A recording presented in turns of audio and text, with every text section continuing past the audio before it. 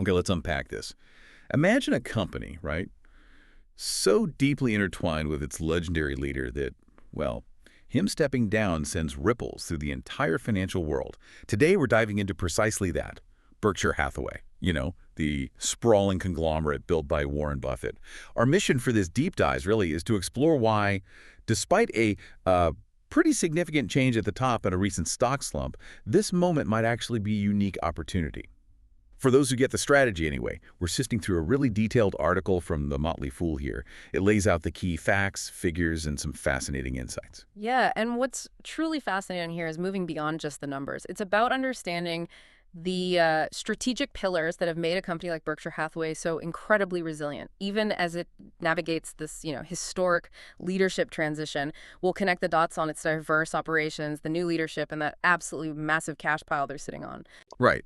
So if you've ever wondered how one company can touch so many parts of our lives, I mean, from insurance to ice cream, literally, and what happens when its iconic founder steps aside, well, then you are definitely in the right place. Okay, so to really grasp Berkshire Hathaway, we have to start by peeling back the layers of its vast operations. Beyond just Buffett's name, what does this company actually do? How does it make money? Well, fundamentally, its core strength really comes from its huge insurance operations. This includes names you'll know, like Geico, the Berkshire Hathaway primary group, and also a big global reinsurance division. What's really crucial to understand is that these insurance businesses, they generate a massive amount of float. Float. Okay, yeah. Can you break that down for us a bit? What is that exactly? Absolutely. So think of float as the premiums customers pay upfront for their insurance policies. Berkshire gets to hold on to that money, right? Yeah. And invest it before it needs to pay out any claims. It's basically like having an interest-free loan from its policyholders, a huge one. Wow. And Berkshire can put that cash to work across all its other businesses. This float has been just massive for their financial muscle, alongside, direct profits from underwriting. Taken together, their insurance operations, including the income they make investing that float, accounted for nearly half of Berkshire's earnings last year. It's huge. That's a pretty incredible strategic advantage right there. Yeah. So, okay, with all that cash rolling in from insurance, where else does Berkshire deploy its capital? Because it really feels like they own a piece of, well, everything. They kind of do, yeah. Beyond insurance, they have a really significant presence in transportation. Think Burlington Northern Santa Fe, BNSF. That's one of North America's largest railroads. Just imagine the sheer volume of goods moving across the country. BNSF is a critical backbone for that. Right. Essential. And it doesn't stop there, does it? I know they have a big footprint in energy and manufacturing, too. Precisely. You've got Berkshire Hathaway Energy, for instance. That's an extensive utilities and energy operations serving millions of customers, not just in the U.S., but Great Britain and Canada, too. And then there's the manufacturing side. It spans industrial, building, consumer products, subsidiaries like Precision Cast Parts, Clayton Homes, Shaw Industries, Duracell, Forest River.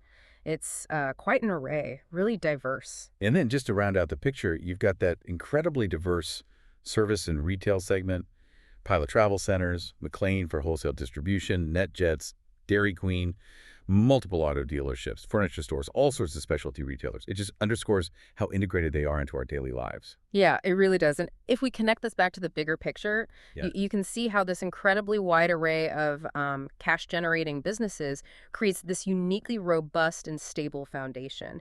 It drastically reduces their reliance on any one sector, so they're less vulnerable if, say, manufacturing has a downturn. It's diversification, but like on steroids. Yeah. Powerful diversification. And speaking of Berkshire's unique structure, it's, well, impossible to ignore the monumental news from earlier this year. Warren Buffett announcing he'll step down as CEO at the end of the year. I mean, that's a historic transition after decades. Decades. And it's interesting to see the market's reaction, isn't it? Berkshire stock down about 10% since May, while the S&P 500 gained 15%. Does that reaction point to real concern, or is there more going on? Well, look, the significance of Buffett leaving after shaping Berkshire's identity, its success for over 6 decades, you really can't overstate it. So that market reaction, it reflects a natural apprehension about such a massive change. Of course it does. However, and this is crucial, you need to understand this is a carefully planned succession. It's not a sudden vacuum at the top. This transition has been years in the making. Okay, so a planned handover. Yeah. And that involves some key people who've been around for a bit. Greg Abel, Todd Combs, and Ted Weschler.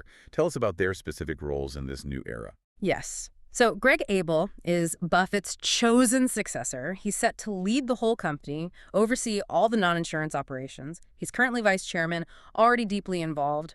Then you have Todd Combs and Ted Weschler. They are the investment lieutenants, their job, Yeah. guiding Berkshire's absolutely massive investment portfolio. And these aren't just any investment managers, right? These guys have seriously impressive backgrounds. Really underscores the talent bench here. Todd Combs, for instance, he successfully ran his own hedge fund, Castle Point Capital, before joining Berkshire.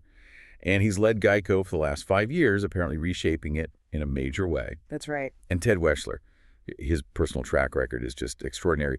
Grew an initial Roth IRA of about $70,000 into $131 million over 28 years. Well, That's like a 31% annual return. yeah. It's mind-boggling. So with that kind of talent, it brings up that big question you mentioned. Can a company truly transition away from being so synonymous with one person, Buffett, while still upholding its core values, its whole investment philosophy? That's a fantastic question. And it really gets to the heart of this unique opportunity we're exploring. This team, Abel, Combs, Weschler, they represent a very deliberate plan to maintain the Berkshire culture, that focus on long-term value creation. You see, Buffett hasn't just picked successors. He's cultivated a team that embodies the very principles he built the company on. Focus on intrinsic value, patience, deep understanding of businesses. Okay. So while Buffett's personal genius, well, that's irreplaceable, right? But the philosophy, the culture he instilled, that's what Abel, Combs, and Weschler are tasked with carrying forward. And frankly, their track record strongly suggests they're more than capable of doing just that. Right. So it's less about replacing the irreplaceable man and more about perpetuating the system, the strategy. Yeah. And speaking of strategy, let's shift focus now to another incredible aspect of Berkshire's strength. That absolutely massive cash pile. That's right. Just huge. As of June 30th, Berkshire held an astounding $340 billion in cash and short-term investments, mostly in highly liquid U.S. Treasury bills. And this strong position, it's partly fueled, like we said, by those insurance operations generating all that float. $340 billion. It's hard to even wrap your head around that number. Many listeners might be wondering, why so much cash right now? Is that typical for them? Or is there a specific reason they're holding such a massive reserve at this moment?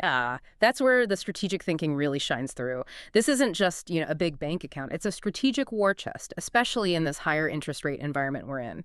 While lots of companies are maybe struggling with capital costs, Berkshire is patiently taking advantage of these higher short-term rates. They earn good money on that cash. And they're being super selective, waiting for equity valuations, stock prices basically, to come down from what they see as historically high levels. They are literally being paid billions just to be patient. Well, so that patience isn't just sitting there, it's actively generating income for them. Absolutely. This cash pile is already generating significant investment income. Think $5 billion in just the first 6 months of 2025.